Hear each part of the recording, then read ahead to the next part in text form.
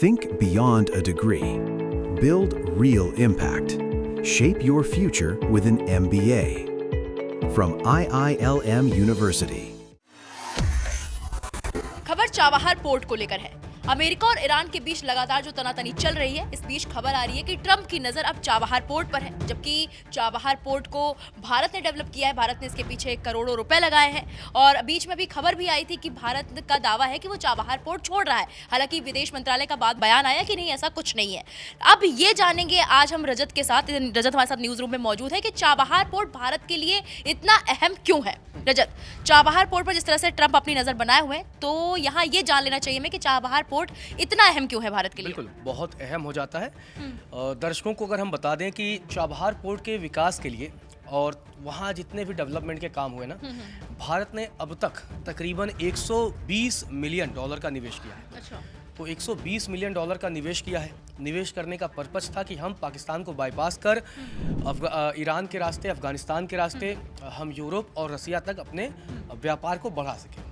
और ये सवाल इसलिए अहम हो जाता है कि चाबहार पोर्ट भारत के लिए ज़रूरी क्यों है, क्योंकि दुनिया में जिस तरीके से मौजूदा सियासत चल रही है, उसके बीच हमने देखा है कि अमेरिका और ईरान के बीच लगातार तनातनी बढ़ी है। आपको बता दें कि अमेरिका ने भारत को इसमें छूट दिया है। मतलब दुनिया के लिए अमेरिका ने एक तरीके से चाबहार पोर्ट को प्रतिबंधित कर दिया है, लेकिन अमेरिका ने भारत को 26 अप्रैल 2026 तक का एक वैध 6 महीने की एक्स्ट्रा छूट दे दी है। अब इस पर भारत के विदेश मंत्रालय का बयान सामने आता है, क्योंकि ये जिस तरीके से तनातनी का दौर देखने को मिला और क्योंकि चाबहार पोर्ट पर अगर प्रतिबंध लग जाएगा तो हमने जैसे कि बताया शुरुआत में ही 120 मिलियन डॉलर का भारत ने निवेश किया है।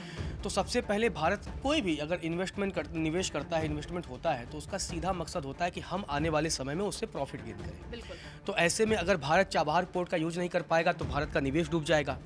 भारत जो दुनिया के अन्य देशों के साथ, विशेषकर यूरोप और रसिया के साथ जिस तरीके के डेवलपमेंट अपना मतलब व्यापार करने को लेकर जो लगातार भारत अपने व्यापारिक संबंधों को मजबूत करने की कोशिश कर रहा है, उसके लिए आयात निर्यात हमेशा सुगमता पूर्वक होनी चाहिए, उसमें कोई मतलब बाधा नहीं आनी चाहिए।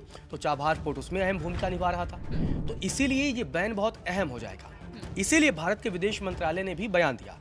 भारत के विदेश मंत्रालय ने सीधे तौर पर कहा, रणधीर जायसवाल प्रवक्ता है, उनकी तरफ से स्टेटमेंट आता है लगातार जब अमेरिका और ईरान के बीच ये चाबहार पोर्ट का जिक्र आता है, तो रणधीर जायसवाल की तरफ से कहा जाता है कि जैसा कि आपको पता है कि 28 अक्टूबर 2025 को अमेरिका के ट्रेजरी विभाग ने हम लोगों को एक चिट्ठी जारी की थी।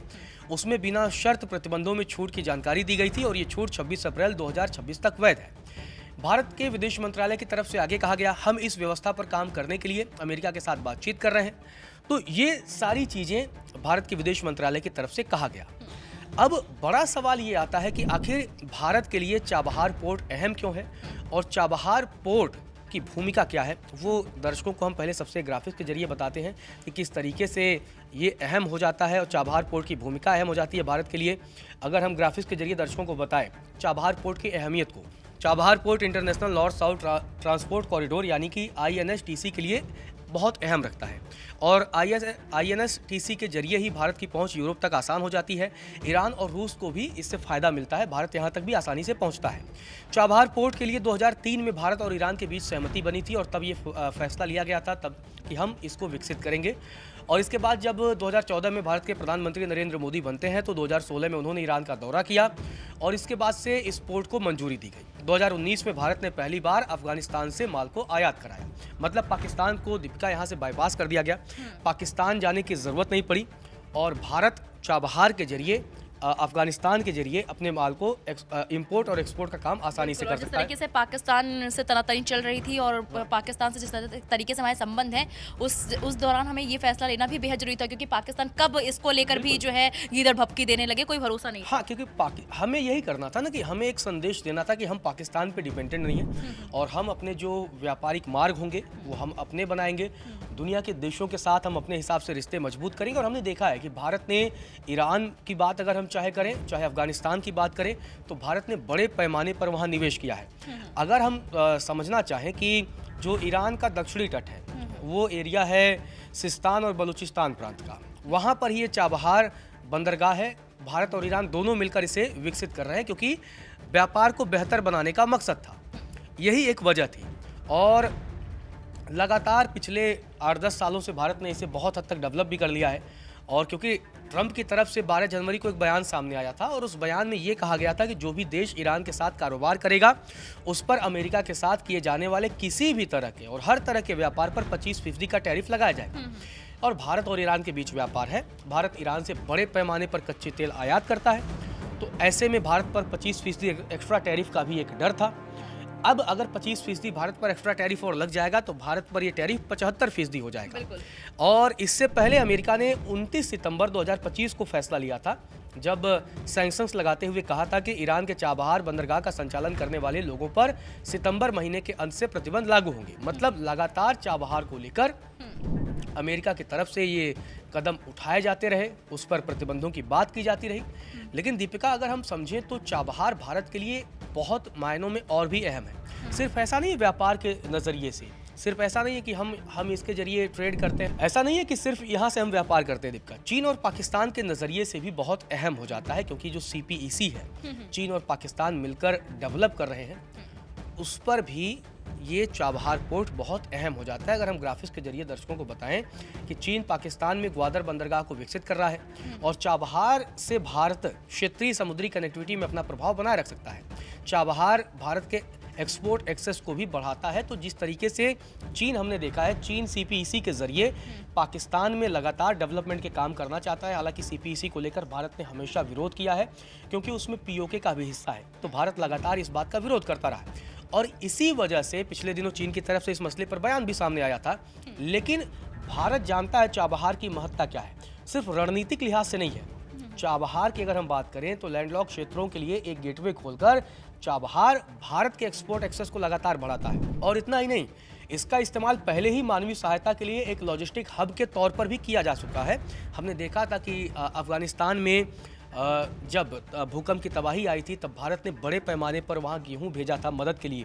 तो लॉजिस्टिक हब के तौर पर भी, मतलब अगर हम सेवा की बात है, जरूरी नहीं सिर्फ व्यापार की बात आए, हमें सेवा की भी बात आए, तब भारत ने हमेशा जो है वो साथ दिया है।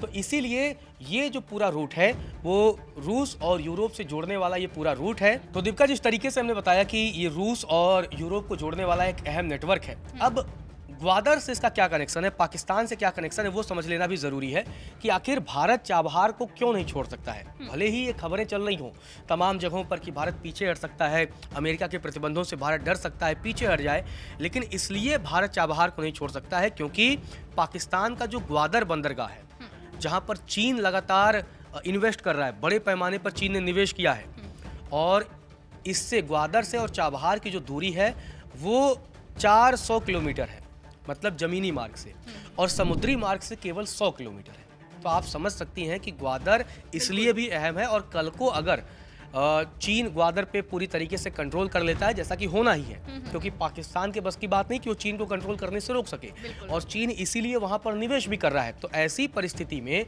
समुद्री मार्ग से महज 100 किलोमीटर की दूरी वहां से चाबहार की रह जाएगी, और अगर वहां से भारत हट जाता है तो ऐसे में पॉसिबल है कि आने वाले समय में चीन वहां भी कहीं न कहीं उस पर कंट्रोल कर सकता है। जबकि भारत ने $120 मिलियन का निवेश किया है, और अमेरिका पहले भी रुकावट डाल चुका है। ऐसा नहीं है कि पहली बार चाबहार को लेकर अमेरिका रुकावट डाल रहा है। अमेरिका 2003 और 2018 में भी ईरान पर तमाम तरह के प्रतिबंध लगा चुका है, और लेकिन ऐसा नहीं है कि मतलब वो लगातार प्रतिबंध लगाता है। अब भारत को यहाँ कूटनीतिक लिहाज से अमेरिका से बातचीत करनी होगी, नेगोशिएट करना होगा, और उसके बाद भारत को इस मसले पर आगे बढ़ना होगा। दीपिका, अगर हम देखें कुछ और जानकारी अगर हम दर्शकों को दे दें तो भारत ने सबसे पहले साल 2003 की बात है, वहाँ पर अफगानिस्तान और मध्य एशिया के लिए एक वैकल्पिक रास्ता सुरक्षित करने के लिए चाबहार को डेवलप करने का प्रस्ताव रखा था।